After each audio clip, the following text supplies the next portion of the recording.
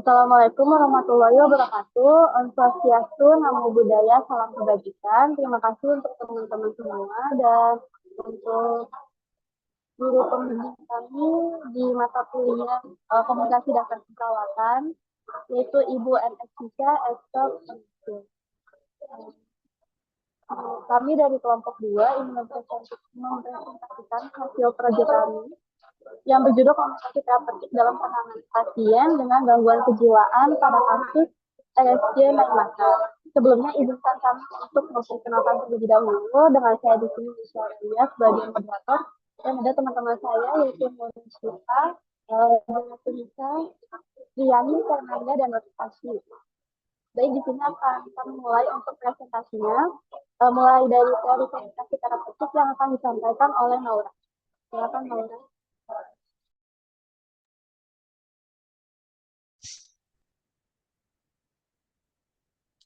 Ya, di sini saya akan membacakan teori komunikasi terapeutik. Komunikasi terapeutik sangat penting untuk pelayanan kesehatan berkualitas karena meningkatkan hubungan antar perawat dan pasien yang efektif membantu membangun hubungan interpersonal dan meningkatkan pelayanan keperawatan, terutama dengan pemenuhan budaya. Miskomunikasi dapat terjadi karena perbedaan bahasa atau budaya yang dapat menurunkan kualitas asuhan keperawatan. Penting bagi perawat memiliki pengetahuan budaya untuk meningkatkan kepuasan pasien dan mengurangi kesalahan komunikasi. Penelitian sebelumnya menunjukkan bahwa variasi bahasa dan budaya tetap menjadi hambatan utama dalam komunikasi yang efektif. Komunikasi terapeutik bertujuan untuk membantu pasien pulih dan mencakup komunikasi langsung baik verbal maupun nonverbal, yang penting dalam proses penyembuhan.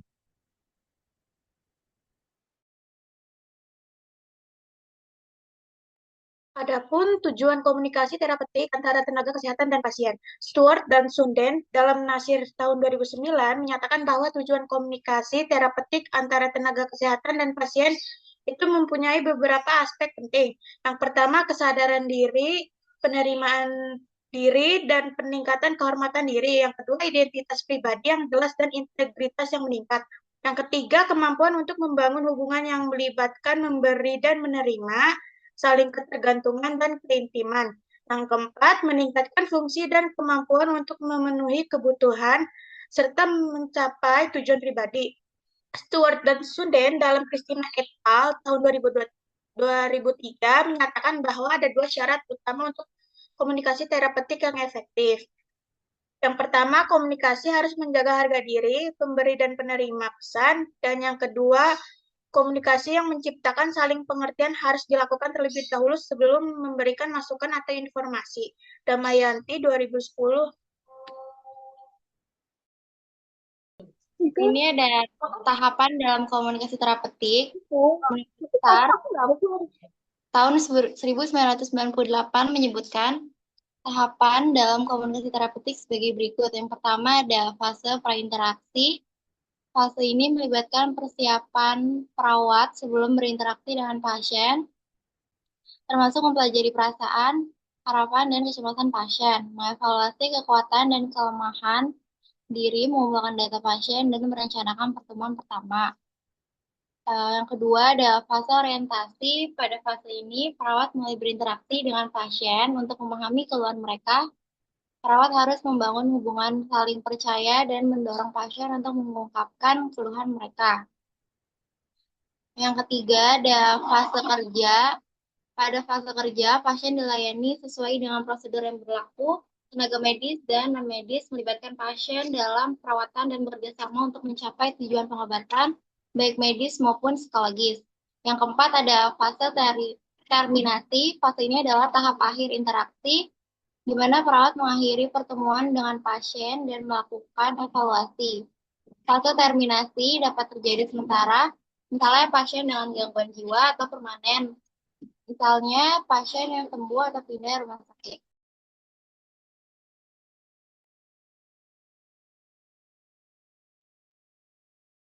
Baik, selanjutnya ada deskripsi kasus. Subjek penelitian pada jurnal kasus tersebut adalah perawat SJ Naimata Kupang. Fokus penelitian pada pasien gangguan jiwa. Data dikumpulkan melalui wawancara, observasi, dan dokumentasi dengan analisis data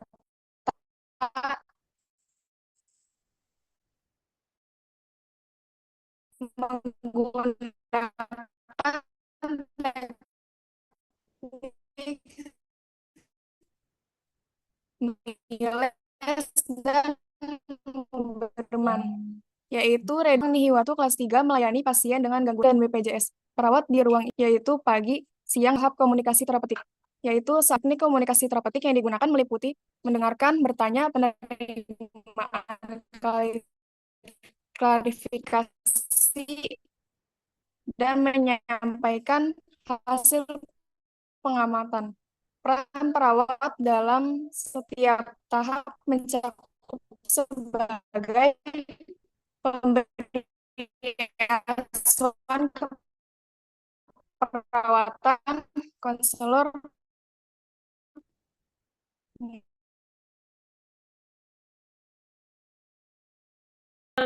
Dari hasil analisis jurnal kasus kelompok kami dalam proses komunikasi antar perawat dan pasien di ruang Nahiwat kelas 3 wanita terdapat 3 bagian: pasien masuk, pemberian asuhan keperawatan, dan pasien keluar. Terdapat 4 tahapan dalam komunikasi terapeutik, yaitu prainteraksi, orientasi, kerja, dan terminasi. Saat pasien masuk, perawat menyambut dengan senyum dan memperkenalkan fasilitas.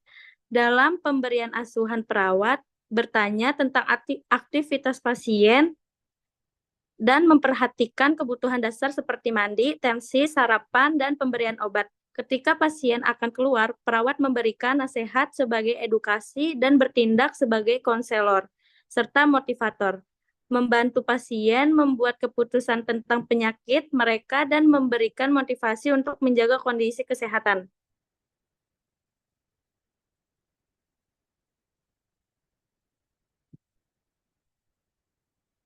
Perawat dalam teknik komunikasi terapeutik di ruang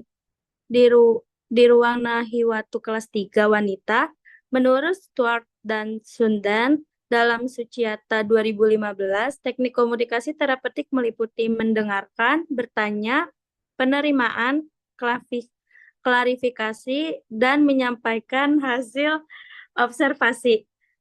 1. Teknik mendengarkan. Pada bagian ini, perawat ruang Nihiwatu berusaha menjadi pendengar yang baik dengan menjaga kontak mata saat pasien berbicara. Sikap ini membantu membangun hubungan percaya. Perawat mendengarkan keluhan pasien agar bisa memahami dan membantu proses pemulihan. 2. Teknik bertanya. Pada bagian ini, perawat ruang Nihiwatu sering melakukan hal ini kepada pasien. Perawat merasa cara ini membantu menemukan permasalahan pasien. Dengan bertanya, perawat menggali informasi dari pasien yang mempermudah proses perawat dan membuat pasien lebih terbuka tentang penyakitnya. Ini juga berkaitan dengan teori interaksi simbolik. 3. Teknik penerimaan. Komunikasi terapeutik oleh perawat ruang Nihiwatu melibatkan penerimaan melalui tindakan seperti senyuman dan anggukan kepala.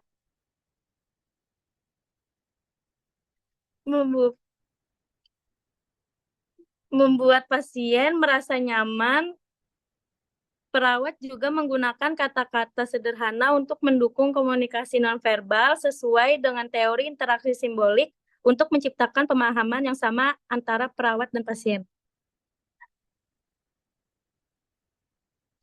4. Teknik klarifikasi. Pada bagian ini, perawat ruang Nihiwatu memberikan klarifikasi kepada pasien untuk memahami pesan yang tidak jelas. Perawat menggunakan kata-kata sederhana dan gerak nonverbal dari pasien. Interaksi simbolik antara perawat dan pasien menciptakan makna bersama. 5. Teknik menyampaikan hasil observasi. Penelitian menemukan bahwa perawat dapat menjelaskan penyakit pasien dengan baik dan memberikan solusi. Keterampilan komunikasi penting dalam hubungan terapeutik antara perawat dan pasien. Perawat bertanggung jawab memberikan informasi tentang kondisi pasien dan memberikan nasihat untuk menyelesaikan masalah. Proses komunikasi juga penting dalam menciptakan makna yang sama.